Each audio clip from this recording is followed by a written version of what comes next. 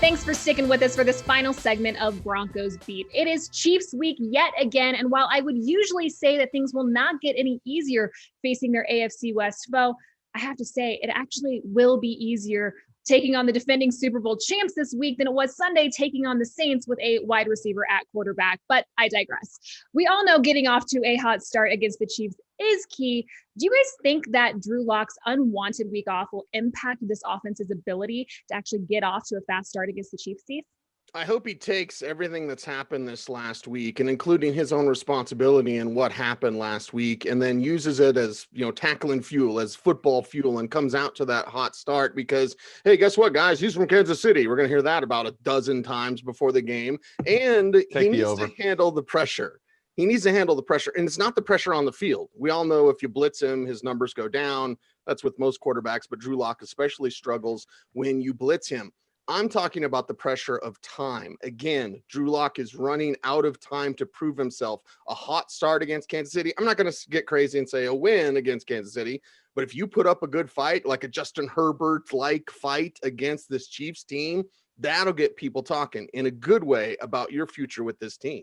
You talk about hot starts, Cecil, and I'll go on the other side of things because you're going to need a hot start defensively because the team that comes out flying every game is the Kansas City Chiefs. Maybe nobody better in football in scripting their first 15 plays than Andy Reid. Nobody better in quickly adjusting to what they're seeing during those first 15 than Patrick Mahomes. So if you don't get off to a good start, mixing things up defensively, and you get down early, it's going to be a one-dimensional offense like Cecil's talking about for Drew Lock the rest of the game, and then you don't get to evaluate entirely what he's going to do operating in a balanced offense, which is what they want to be. So a hot start for the defense, Mike, I think, is a big part of this as well.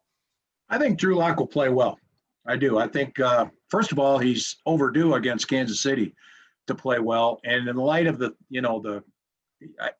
think he felt like, he had this criminal type, like he made this major offense and was under the spotlight that way. I think he'll react and play well. Okay, well, Sunday against the Bucs, Tyreek Hill went bananas, 13 catches, 269 yards, 3 touchdowns. Every fantasy owner won this week with Tyreek Hill. You guys, he's a tough matchup any week, but how might Bryce Callahan's foot injury that we witnessed again yesterday really complicate things this week?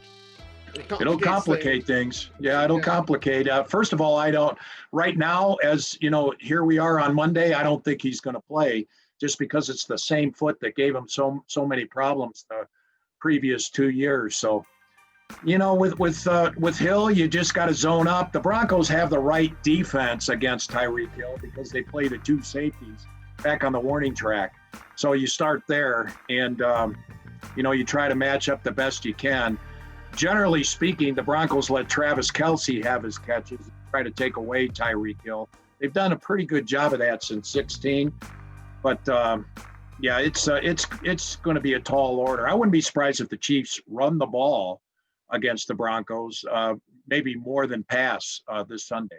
Right, and I look at that wide receiver core now with Sammy Watkins back. That's a former first-round pick that's a very talented player. You toss in McCole Hardman, you toss in Demarcus Robinson, so you can focus your attention on Tyreek Hill. You can let Kelce do what he's going to do, but they've got a ton of other weapons in that passing game, and then that backfield, like Klis says, James, they might take the recipe to beat the Broncos. Hey, we don't have to pass. Let's just run the ball all day.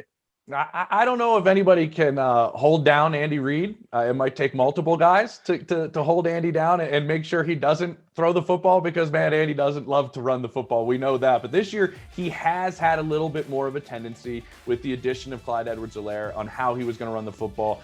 Le'Veon Bell has now, for the people I've talked to in Kansas City, started to find his footing over the last 2 weeks. But you guys are right. With Tyreek Hill, he is a talent that is unmatched in the NFL. And if you put too much attention on him, we have the best tight end in the NFL that's going to work underneath. It's just a really, really difficult offense to go against, and which is why nobody, Alexis, really has them figured out. And that's a good Tampa defense down there that has had games where they've played brilliantly, and there were plays that they were embarrassed on.